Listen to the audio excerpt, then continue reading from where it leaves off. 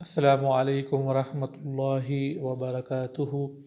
بسم اللہ، الحمد للہ، والصلاة والسلام علی اشرف الانبیاء والمرسلین، نبینا محمد وعلی آلہ وصحبہ اجمعین ومن تبعہم بإحسان الی یوم الدین۔ اما بعد، آج ہمارا چوتھا بیان ہے، اور آج کے بیان کا جو عنوان ہے کہ دین حنیفیت و ملت ابراہیمی۔ دین حنیف یہ دین اسلام کا ایک نام ہے جو کہ قرآن پاک میں بیان ہوا ہے۔ تو حنیف کا مطلب ہے یکسو ہونا۔ تو دین حنیف یعنی کہ صرف اور صرف اللہ کے لیے یکسو ہو کر اللہ کی عبادت کرنا۔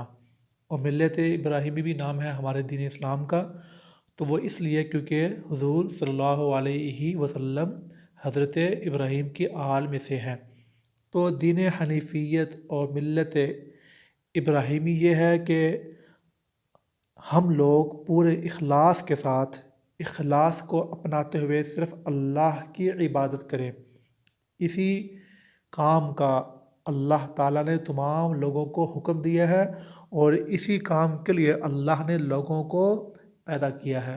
وَمَا خَلَقْتُ الْجِنَّ وَالْإِنسَ إِلَّا لِيَعْبُدُونَ، اور میں نے جن اور انسانوں کو نہیں پیدا کیا مگر صرف اور صرف اپنی عبادت کے لیے۔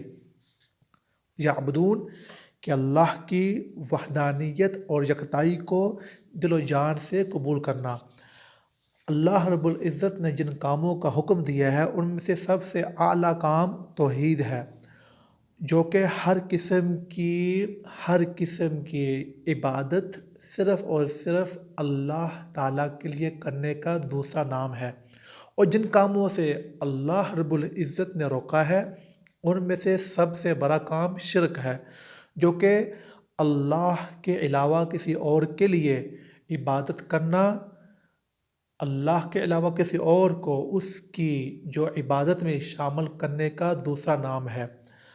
اللہ رب العزت نے فرمایا وَاعْبُدُوا اللَّهَ وَلَا تُشْرِكُوا بِهِ شَيْئًا، اللہ کی عبادت کرو اور اس کی عبادت میں کسی کو شریک نہ بناؤ۔ وَآخِرُ دَعْوَانَا الْحَمْدُ لِلَّهِ رَبِّ الْعَالَمِينَ۔